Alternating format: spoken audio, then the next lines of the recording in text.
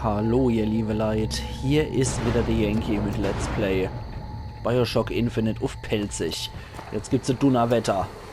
Sieht sie anscheinend, sieht nicht so gut aus. Wir sollten uns dummler, dass wir da zu der Memorial Yard oder wie der Friedhof heißt, hier gehen. Ich glaube, der war hier in der Richtung. Ja, Memorial Gedönsens. Ist ein bisschen länger her, dass ich wieder gespielt habe, deswegen mich nicht verurteile, wenn ich nicht weiß. Ja. Wo meine Mutter liegt. Wo sie geht. Memorial Gardens, genau. Habe ich das doch noch richtig im Kopf, Cutter. So, jetzt bin ich mal gespannt, wie viele merkwürdige Gestalten hier sind. Wonach suchen wir? Da treiben wir doch Stroter. Auch was wir suchen, Booker. Da ist es. Ja. Sehe es ja von hier aus.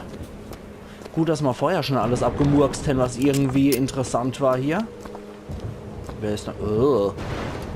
Die Claire aus dem Exorzist ist anscheinend hier bestattet worden. Ja, geliebte Schwester. Ey, mir wird schon ganz anders, wenn ich nur dran denke. Okay, hier haben wir ein Rissfahrschloss. Öffne ihn. In Ordnung. Na, dann machen wir das. Deiner Mutter. Man hat sie in einer Schwarz-Weiß-Schloss luftdichten Kammer konserviert. Ihre Fingerabdrücke bringen uns im Comstock-Haus rein. Sie ist deine Für Mutter. eine Mutter, die ihr Kind im Stich lässt, habe ich nicht besonders viel übrig. Denk Nett. doch mal darüber nach, was du da tust. Da. Machst du die Tür auf oder muss ich ohne dich rein? Irks.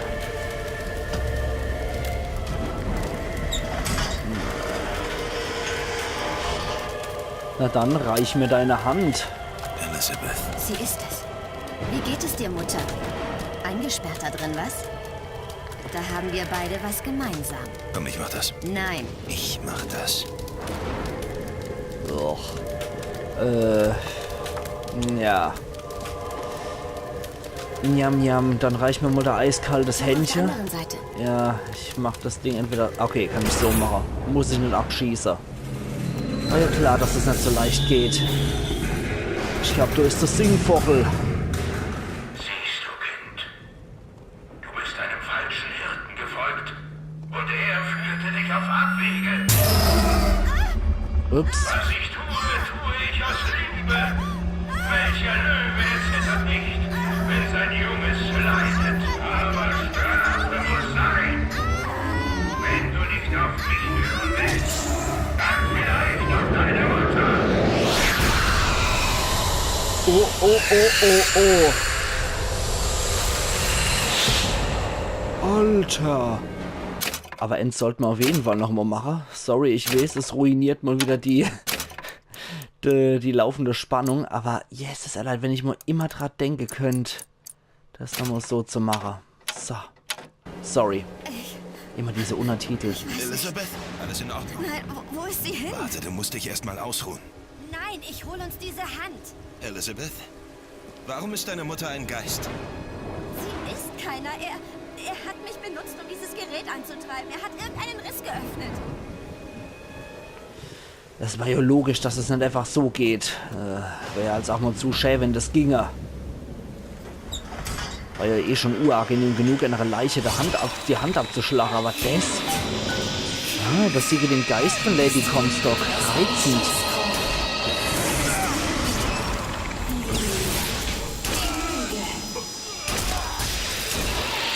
Es scheint deine Mutter weckt Tote auf. Ja, Lady Necromancer. Nett. Ach, wisst was.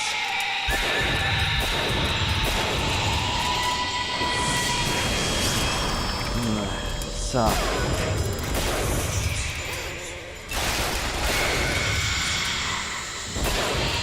Hoppala. Okay, dann halt zuerst doch die Knetköpfe hier. Herr Stuhl auf. Tote zu beleben. Was ist sie? Ich weiß nicht. Was bin ich? Ganz bezaubernd. Meiner Kraft. Aber Was ist sie? Tot oder lebendig? Warum fragen Sie was? Die Huch. wahre Frage lautet wann? Der Unterschied zwischen den Zeiten: Ist rein sprachlich. lebt, Ach, lebte, wird leben. Stirbt, starb, wird sterben. Könnten wir erfassen, was Zeit wirklich ist? Wozu sollten Grammatiklehrer dann noch morgens aufstehen? Wie wir alle existiert Lady Comstock überzeitlich. Sie ist tot und zugleich lebendig. Sie merkt, sie ist beides. Sie findet diesen Zustand unangenehm. Wahrnehmung ohne Verständnis. Ist eine gefährliche Sache. Da! Fußspuren. Sie geht Unerledigtes erledigen. Wir müssen hinterher und sie dazu bringen, die Tore zu Comstock House zu öffnen. Alter, die sind echt creepy hier, die zwei. Manometer. Wobei ich echt immer noch... Oh, natürlich sind sie wieder weg. Wobei ich echt vermute, dass die wirklich und dieselbe Person sind, nur aus einem anderen Universum. Ups, das war das hier? Meine Fresse. Das kann ja einfach nie mal locker flockig von der Hand gehen. Es wird immer nur komplizierter, das Ganze. Okay, aber habe ich aber auch noch Salze gesehen. Halte mal der Gaul an. Hier waren irgendwo noch Salze. Vielleicht. Schade, dass Sie sie Huch. brauchen, um Comstock House zu betreten. Sie scheint nicht sehr kooperativ zu sein. Man kann sie aber zur Vernunft bringen. 3 Wahrheiten müsst ihr erst entdecken. Wahrheiten, die Comstock in dieser Welt zerstört hat. Wenn nur einer von euch Raum und Zeit verändern könnte. Das wäre ein Segen, was? Finde die 3 Risse. Sarkastisch. So ein bisschen sarkastisch. Stimmt nicht mit Lady Comstock. Ja, habe ich bemerkt. Nein, du verstehst nicht. Sie gehört nicht hierher. Ich Ja, habe etwas hergeholt, aber ich weiß nicht, ob sie es war. Lady Comstock hat ja auch das bemerkenswerte Handicap, tot zu sein. Und trotzdem macht sie hier so Sache. Muss ich gerade mal gucken. Hier hören die Fußspuren auf. Das führt uns aber hier nirgendwo hin, ne? Ah, doch, zum Kinetoskop natürlich. Das Wort des Propheten präsentiert die Lösung des ihren Problems. Alter! Seht den Trinker, den Faulenzer. Ja, mit seinen 900 Kindern, ne? Standard. Seht die Hure, seine Gebärmaschine. Alter, zusammen zeugen sie zukünftige Vox Populi-Rekruten. Schickt sie mir, sagt Jeremiah Fink von Fink MFG. Sie werden arbeiten und bei Gott beim Versuch zugrunde gehen. Ja, reizend. Mal wieder ganz bezaubernd hier. Also Columbia ist definitiv ein Ort, wo man gern wohnt, finde ich. Es macht hier richtig Spaß. Gerade wenn man keine privilegierte Weiße ist, macht es unglaublich Spaß, hier in Columbia zu leben. Hauptsache noch mal ein bisschen über die Ira abgelästert, ne? Manometer. Das bringt uns nirgendwo hier. Sind hier irgendwelche Fußspuren noch? Von toter Lady Comstock? Ja, tatsächlich. Es schnaufet mal wieder sehr. Okay, da verlassen uns die Fußspuren auch mal wieder. Sieht aber aus, als würde es da hingehen und nicht in noch Comstock House selbst. Ah, dich habe ich vergessen, mein Kumpel hier, mein Vox Populi Kumpel. Ja, hier irgendwo muss er ja wohl entlang gegangen sein, ne? Präzisionsgewehr nehme ich doch sehr gern. Die Munition, der liegt einfach nur doof für Deko-Effekte. Sieht wohl aus, als ging es dann durch, ne? Downtown Emporia. Ja, da führen uns die Fußspuren mal wieder weiter. Also nichts wie du hier. Folge den Fußspuren von Lady Comstock bis zu den Rissen. Hallo, mein Freund. Ja. Hey, hey, hey, hey, hey. Er hat ein Flakgeschütz! Was war? Achso, mit dem Flakgeschütz hat sie gesagt. Ich hab verstanden, wo hat dein Blatt geschützt? So, jetzt hat sie keinen Kopf mehr, die gut. Okay.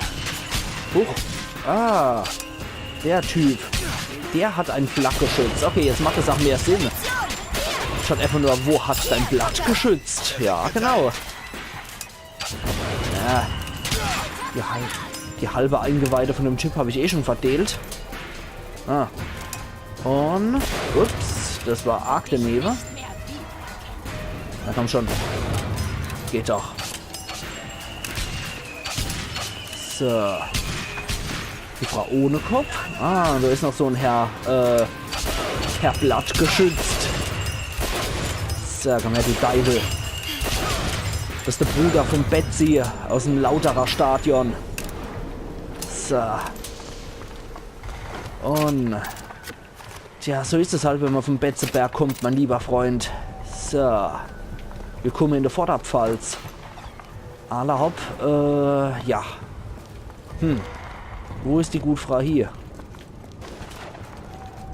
Kaufsautomaten in Columbia. Ja, die interessieren mich gerade eher weniger. Aschnas Durbatulat. Das ist was für dich. Echt? Dieses olle Schloss? Ja, hier kriegen wir merkwürdigerweise Erledigt. fast alles mit der Haarnadel Da ist auf. etwas drin. Soll ich ihn öffnen? Noch nicht. Erstmal die Registrierkasse und andere Krust plündern, den wir hier noch hin. Oh, der Phonograph kann erstmal abbleiben. Ja, zurück in 5 Minuten. Du kannst lang warten. Auch nicht. Ich mag mich erst umgucken. Hier sieht es aber echt schick aus. Ne, die Schrotflinte brauche ich gerade nicht.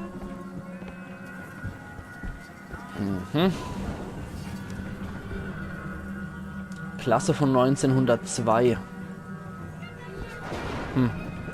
Oh, was ist denn das für ein schicker Gentleman hier?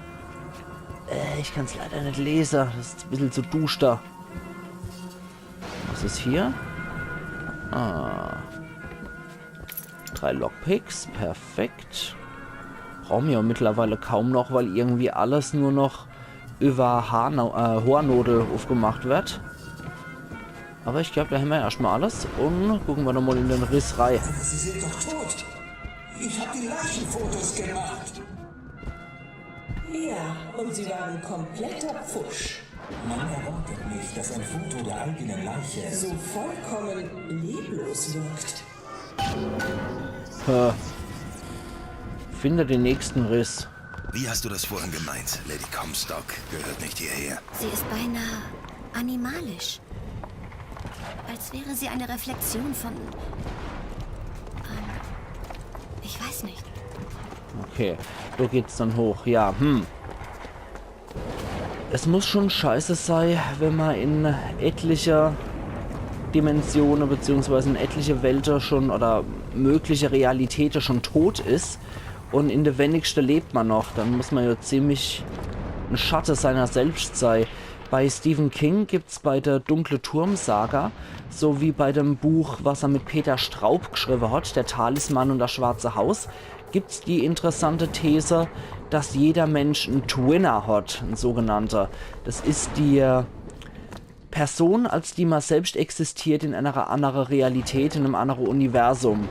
Und das ist dann meistens auch so, dass man sehr mit seinem Twinner verbunden ist, aber nicht so stark wie hier, dass wenn der Twinner stirbt, dass man hier sich an den Tod erinnern könnte, sondern eher, dass wenn der Twinner in Lebensgefahr ist, dass man selber in Lebensgefahr ist. Man muss aber nicht sterben dabei. Zum Beispiel, was weiß ich, wenn einer von Sauftour heimkommt und ist gerade gefährlich nur dabei, auf die Straße zu stolpern und dabei zu sterben, ist es dann wiederum so, dass man sozusagen auf unserer Existenzebene eine ähnlich gefährliche Passage vor sich hat, wie zum Beispiel man geht unter einem Gerüst durch, wo sehr unvorsichtige Bauarbeiter drauf arbeiten.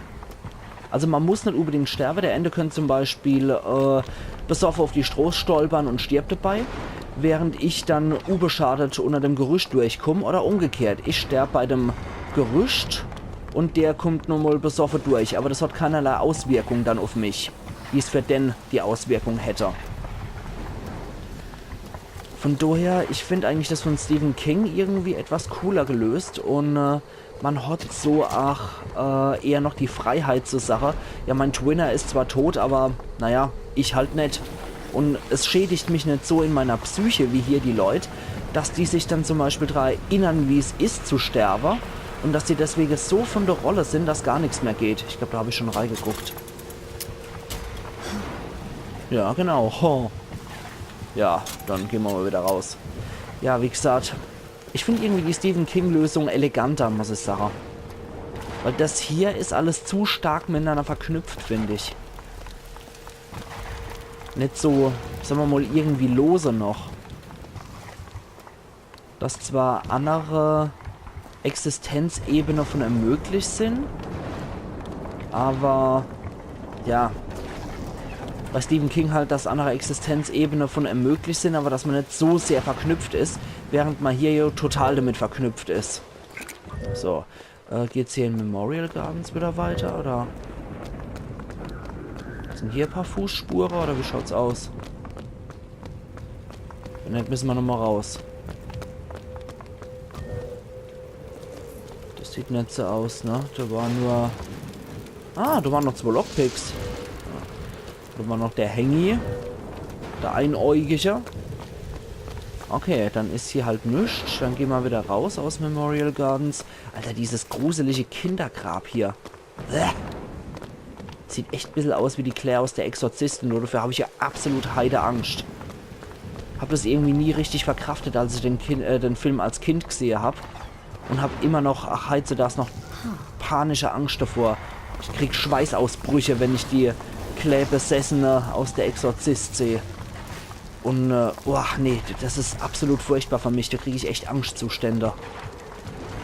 Ich glaube aber, da hat jeder sowas, wovor er höllische Angst hat. Du machst wieder dieses Da muss ich halt hier lang.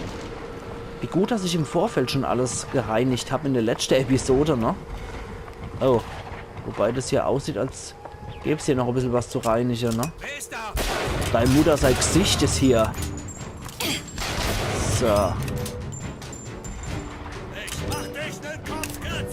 Jo, Allah. Probier's doch. Das Mal habe ich dich gesehen. Ich glaube eher, ich mach dich einen Kopf kürzer, du hässlicher Wicht. Huch. So. So wird das gemacht. Was sind denn das für Geräusche? Ach Gott, wie eklig. Du hast mich jetzt gerade ein bisschen gegruselt davor. Das ist I. Dann geht's da wohl rein. Der Herr ohne Kopf. Na dann. Elizabeth? Ich probier's mal. Ja, hoher Nudel for the win. Mach mal auf, bitte. Gucken wir uns denn Risi auch noch an. Mal gucken, was hier ist. Lutiz Laboratorium. Lutes? Ich weiß alles noch nicht, wie man die richtig ausspricht. Ich vergesse sie jedes Mal. Auf jeden Fall sind wir wieder bei der Erfinder-Truller. Bei der Frau Physikerin. Ach, da sind immer noch diese Geisterfußspuren. Ja, sieht doch gar nicht nur Frankensteins Labor hier aus. Ganz bezaubernd. Genau, ha. Schaut's dann hier aber aus. Hm? Nett. Vis in tertiae. War nicht schlecht. Denken Sie mal drüber nach. Mhm. Ja, du könntest auch sehr gemütlich schlafen. Du schläft aber bestimmt wie ein Baby hier in dem Raum. Aber wenigstens eine Infusion haben wir doch noch. Es ist Mana-Zeit. Salzerhöhung. Trophäe erhalten in Kupfer von Großartigkeit. Keine Ahnung, ob es noch weitergeht. Ich sehe nur bis zur Großartigkeit. Punkt. Ab da sehe ich dann irgendwie, was läuft. Aber wahrscheinlich, weil ich alles auf Stufe 9 habe. Vor Stufe 10 gibt es bestimmt nochmal eine Trophäe. Falls ich soweit komme. So. Jetzt habe ich mir selber nochmal Salz entzogen, weil ich ein Weih gepischelt habe. Huch, flitzt sie doch an mir vorbei hier, die Klee. Okay. Aber echt gemütlich. Ich mag solche Salons, solche Bibliothekszimmer mit Sessel und Kamin. Sowas liebe ich. Das finde ich unglaublich edel, sowas. Ach ja. Manchmal glaube ich, ich hätte echt so im Anfang 20. Jahrhundert leben sollen. So in endviktorianischer Zeit. Das wäre bestimmt sehr edel gewesen. Ach ja. Vielleicht ein bisschen spießig so von der Gesellschaft hier. Nicht so offen wie heute. Aber, ich weiß nicht, irgendwie waren die Leute dort noch edler. sogar die Gosse-Leute waren noch edler als heute die Assis. So. Was haben wir dann hier noch? Schreibtisch. Ah, der neue 1910er Supercomputer. Der hat 1 MB Kapazität. So, was haben wir hier noch? Ach, da ist erstmal Brot und Käse. Erstmal Käsebrot reingezwitschert. So. Die neueste Kaffeemaschine. Das ist denn hier ein Vollautomat anscheinend. Ja, ich stelle auch immer so ein Mikroskop in meine Küche. Jo, Mädel, ist ja gut. Voxophon von... Rosalind Comstock Lutitz. ist anscheinend durch bloßen Kontakt mit unserer Vorrichtung steril geworden. Theorie. Fortpflanzung kann die Merkmale eines Elternteils abschwächen. Und dies gilt auch für den Effekt vieler Realitäten auf die unsere. Merkmale schwächen sich ab, bis sie nicht mehr wahrnehmbar sind oder nicht mehr vorhanden. Ich mag aber der hier nüchterne Vortragsart, muss ich ganz ehrlich sagen. So, dann haben wir hier noch der Riss. Wow. Das ist meine Mutter. Ich versichere Ihnen, Madame, ich habe keinerlei sexuelles Interesse an Ihrem lieben Propheten. Und Madame Lutez? Zudem ist der Mann einigermaßen steril. Das ist eine Lüge. Komm und hol dir deinen Bastard. Ich will, dass sie verschwindet. Okay. Die sind nicht meine Eltern. Was? Was warst du dann für sie? Ein Kind, das sie einsperren wollten. Wie soll ich das je verzeihen? Wahrscheinlich war es ein künstliches Kind, ne? Nicht auf normalem, Ich glaube, regulärem das Weg. ist nicht die wahre Lady Comstock.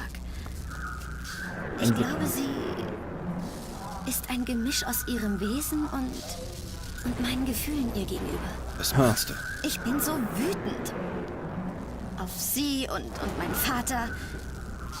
Ich denke, sie ist sie, aber zum Teil auch ich. Sehr seltsam. Ich kapiere das selbst gar nicht so richtig.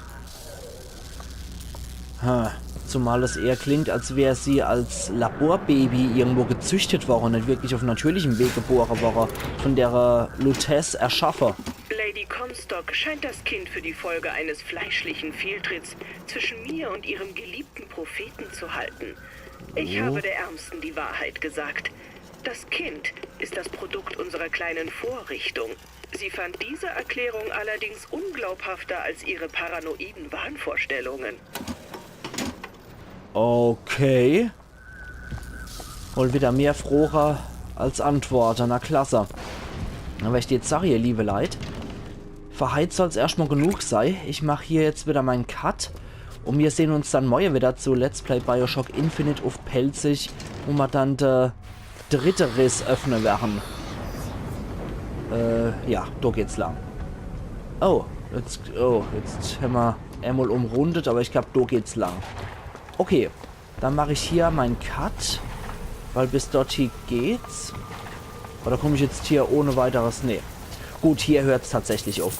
Alles klar, dann muss ich hier den Weg weitergehen. Für die Kasse. Und wir sehen uns morgen wieder zu Let's Play Bioshock Infinite auf Pelzig. Also machen's gut und bis morgen dann wieder. Euer Yankee.